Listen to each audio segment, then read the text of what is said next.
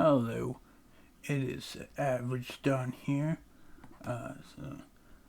Today we're going to look at animated Batman films, at least 4 of them anyway.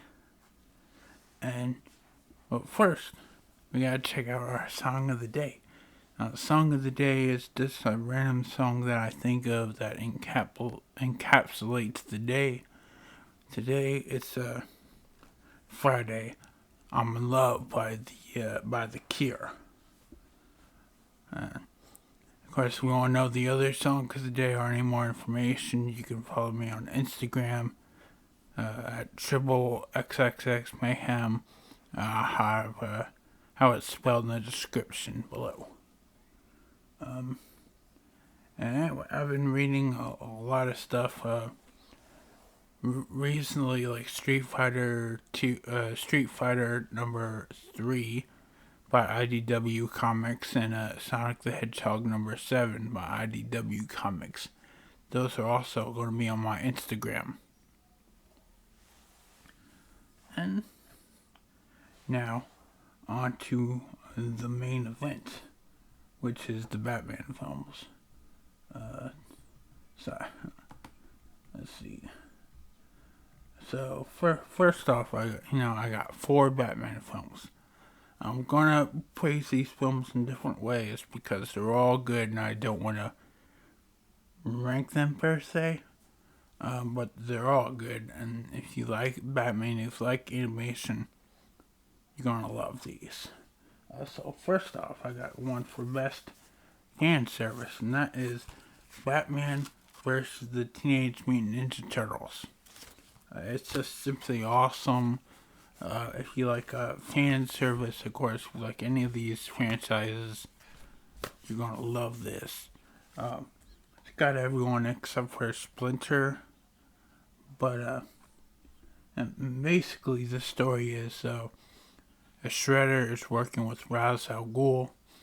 So Shredder gives Ra's the ooze, and Ra's gives Shredder the Lazarus Pit, which is a pit of water, and once you get dipped into it, you're basically immortal. But yeah. And then, of course, the Joker gets into it, adds his own venom to the mix, which makes everything all scarier. But it's still cool. I mean, it's got a lot of like animal transformations because, of course, the villains all get out of Arkham Asylum. I know Joker is a king cobra, Harley Quinn is a dog, Two-Face is 2 coyotes, and Poison Ivy is a huge Venus flytrap. And of course, Batman gets stuck with it. I guess injected with it, and he becomes a huge giant bat or man bat. But of course, he's okay by the end of it. Everyone looks okay by the end of it. The only gripe I really have with it is that they tease Joker Shredder at the end, like an end credit scene. Spoilers, by the way. But they tease like a Joker Shredder, and they don't do anything with that. He looks so super fucking cool, and they don't do anything with it. But other than that, it's a really good movie. I'd highly recommend it. I believe you can find it on Amazon for like $20. I believe most of these movies you can find on Amazon for like $10 or $20. Yeah, that's the best fan service one. But the best plot twist would have to go to Gotham by Gaslight. Which is basically just Batman, Gotham City, but set in like the Victorian era. Which is awesome because that means like all this tech is gone. So he has to kind of have to adjust to Victorian era without technology or anything. But all the characters, well, most of the characters are there too. You got a Two-Face, you got a Bane, got a Hugo Strange. But there really is no villain per se, or none that you would expect. A brand new villain, based on the tale of Jack the Ripper, which is honestly a pretty cool mystery, and it's a pretty cool plot twist. I don't want to spoil it there. It's kind of like hypocritical or whatever because I spoiled Batman vs. Teenage Mutant Ninja Turtles, but I would highly suggest you watch it. And the fire in this movie looks really good. Really good. I love the fire. The fire, and Batman has a fight scene on top of a blimp. That looks really cool. I definitely suggest watching this or giving this a go. Especially if you just want to see a really good twist of who Jack the Ripper really is. And I would give that a go. Now, the best story I would still have to say is Batman the Killing Joke. Now, there you go. But yeah, Batman the Killing Joke was originally a comic done by the great Alan Moore, who's made other classics like V for Vendetta and Watchmen. A huge influence. But yeah, like, adapting a comic was pretty hard because it was a one-shot comic, meaning they only got like 40 minutes out of it, so they had to include this other story, so it could ramp up to like 90 minutes or however long it is. Unfortunately, the first half of that story did not come out great. I mean, it's about Batman and Batgirl going out and Batman basically training Batgirl, right? And there's this new guy in Gotham called Paris France. And Paris France is this hotshot mobster. At least it's a new mobster anyway. He's cousins with Carlos Francesco, who is the Don or the major boss of this mob crime family. Paris sets out to rule Gotham, and he shoots him, kills him. And then Catwoman has sex with Batman. The end. That short, it was okay, but it was mainly awkward. It was supposed to make us feel something for a Batgirl, but I didn't really feel anything. The real meat of the story, the real cream of the crop, is the second half. Batman the Killing Joke. Now that's the best part, because it's got Batman and the Joker. The Joker, of course, voiced by Mark Hamill, who is the Joker. I'm sorry, Troy Baker, but it's true. But yeah, anyway, Joker basically is trying to prove a point this whole time to Commissioner Gordon that it only takes one bad day to become a criminal or become insane. And this is almost proven true. I mean, Joker's got a pretty sad origin story. In a sense, this was basically the origin story until the Joker movie came out. I think like 2 years ago now with Joaquin Phoenix. and that kind of took over, but it's still largely the same. I mean, Joker was a failed comedian. He was trying to pick up work for his pregnant wife. He was wanting to start a family, so he picks up a couple of criminal side jobs. Unfortunately, one goes wrong at Ace Chemical Plant, and he's wearing a red hood, red helmet basically that you can barely see out of everything looks red, and so they get into a gunfight. The cops and the mob that's there. They start shooting at each other. The Joker gets all confused and he falls off the catwalk. He falls off and he goes into a vat of acid. And this acid pukes him out onto a nearby lake where they dump all the stuff into. And then he becomes the Joker. Well, should have been more specific. He wanted to bow out of the job because his wife and child died. He just saw no more reason to do the job in the first place. But then they kind of coerced him, or well, not coerced, but forced him to do the job, to see the job to its end anyway. So kind of became the villainous Joker against his will. But it's a good story because really the Batman tries to warn him about it, but of course, warn him about it at Arkham Asylum, but of course that's the double.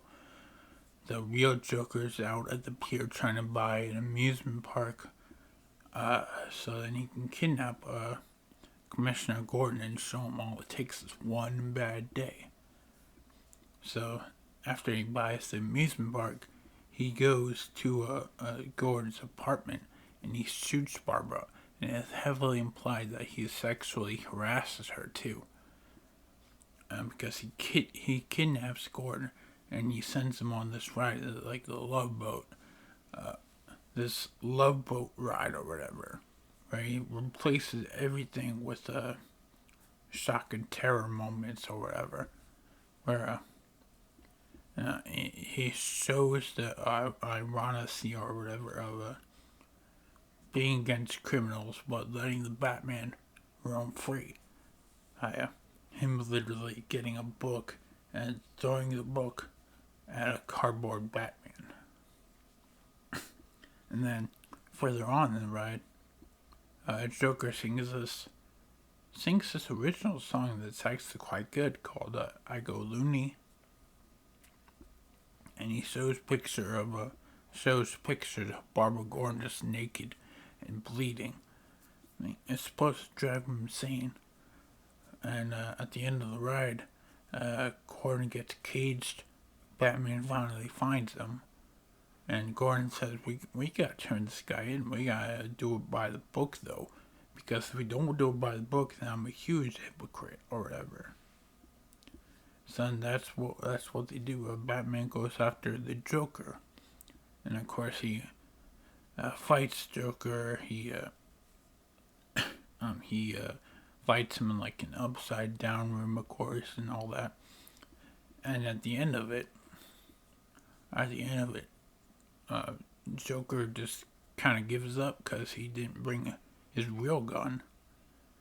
And he knows he's going to get beaten by Batman, so he's just like, oh, what's the point? And then Batman just stands there, and then Joker tells a joke. And Batman starts laughing.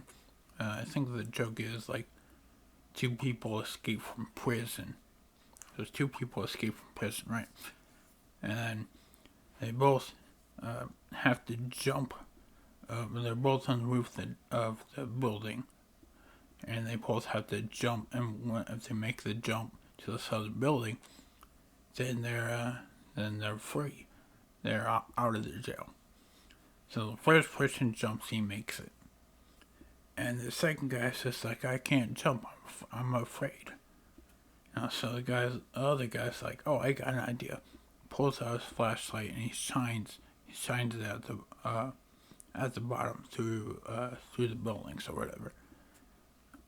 And it's just like, it's like I have the lights hang on. You can just so when you jump and stuff, you'll feel a little more comfortable.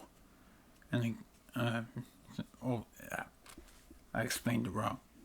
I feel like the Joker right now. It's just like, yeah, you can just walk on the light. And the first guy's just like, I'm not a fool. I know you're just going to remove the light when I step on it.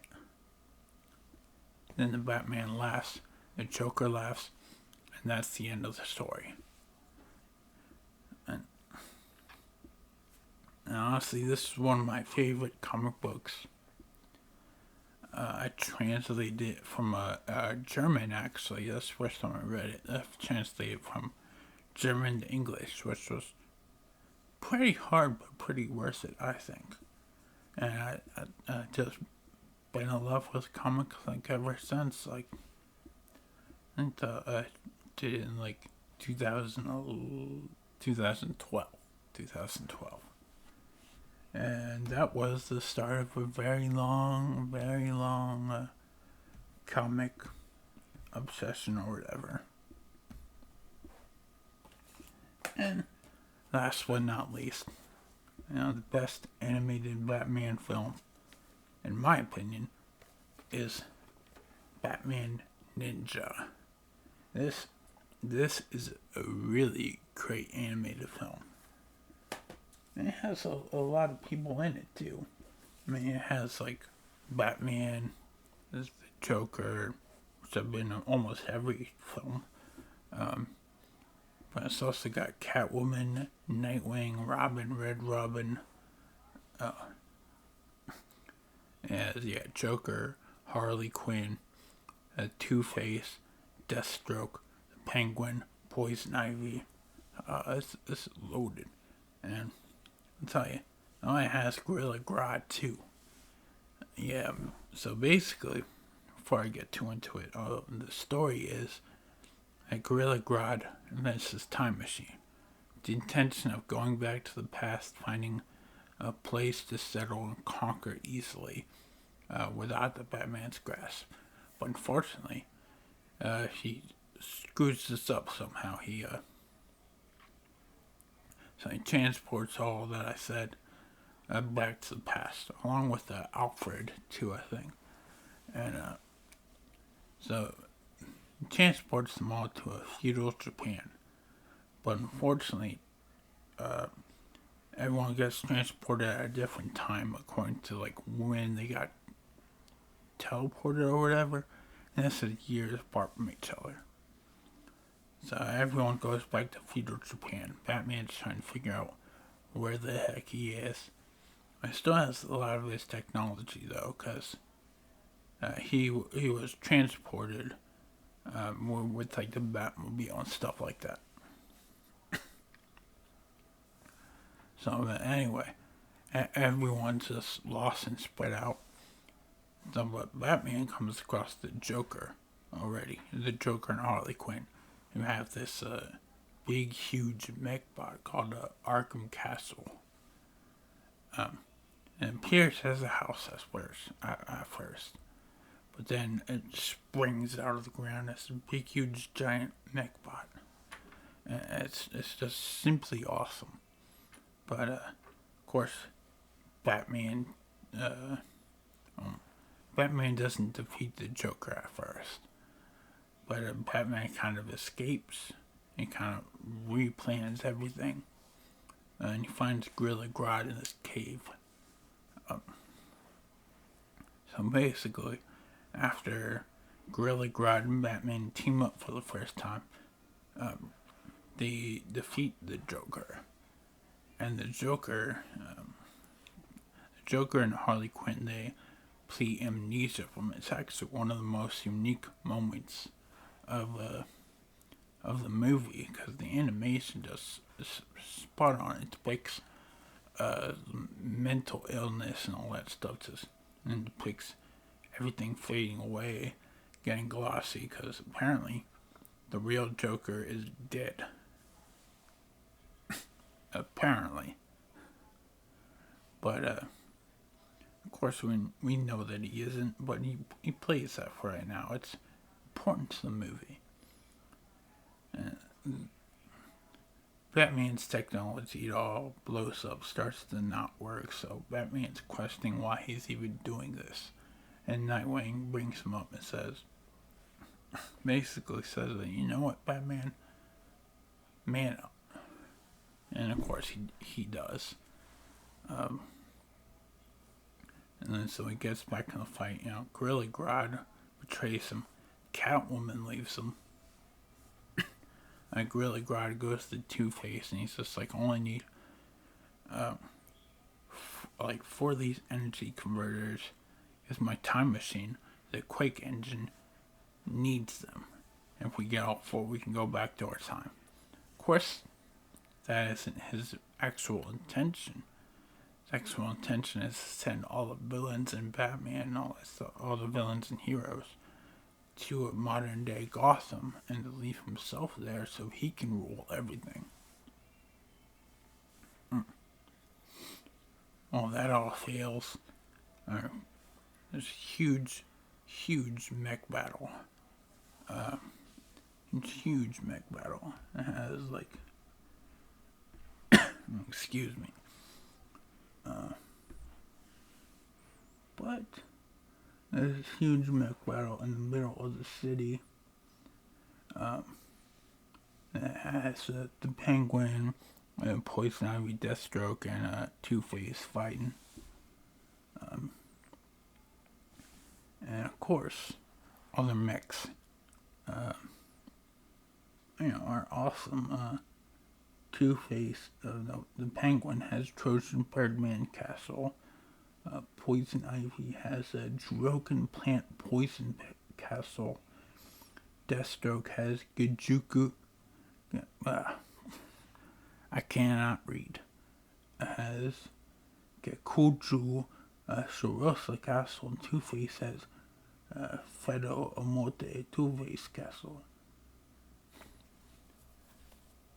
Yeah. And Two-Face thinks he's gonna win, so of course he betrays Gorilla Grodd. Gorilla Grodd's now back with the Batman. So he's basically on his last legs.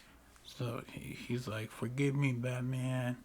Forgive me, here's my flute that controls this monkey army. And you would think, oh, the monkey army is useless, just there for comedic effect. But no, they are strong. And in the scene, of course, Joker comes back. And Gorilla Grodd is trying to mind control everyone. All the villains. So, and he's gonna do that through his mech, but Joker takes over.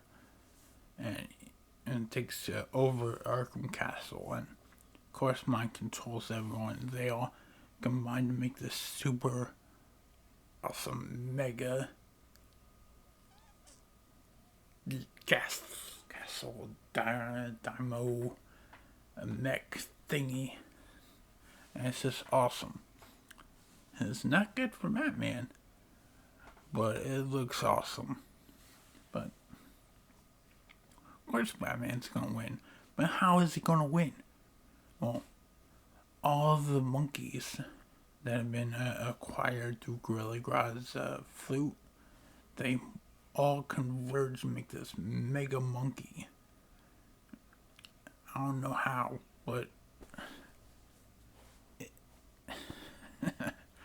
it's awesome to see. And of course, Batman and crew, they all get on the hand and they get lifted up.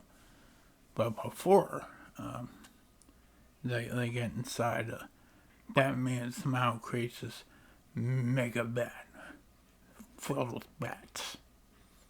And it distracts them long enough to get inside. And they all challenge the villains. So it's Batman and Catwoman after Joker and Harley Quinn. Robin after Poison Ivy. And Red Hood goes after Deathstroke. and they all go after them. And of course, there's a final showdown between Batman and Joker. In the last scene, where Batman dies, spoiler, Batman dies, and he comes back from that and almost kills Joker, of course, almost, but does not. And then lifts him up. They all get transported home to Gotham, and they all save the day. So, I think all of these Batman films are worth seeing. Definitely if you're a huge fan. Again, best fan service goes to Batman versus the Teenage Mutant Ninja Turtles. Best plot twist goes to Batman Gotham by Gaslight.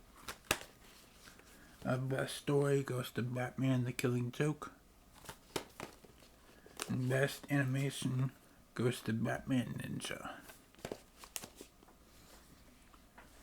Now, if you want to hear a little more in depth about these and the other things, I post comics that I read, I post the songs of the day. They're all on my Instagram. Instagram at TRIPL3XXX Mayhem. I have a Facebook too that's at Average John. That's a official Average John. And I have Twitter. It's at a real Average John. And everything's going to be in the description below. But yeah, I hope you all have a nice weekend.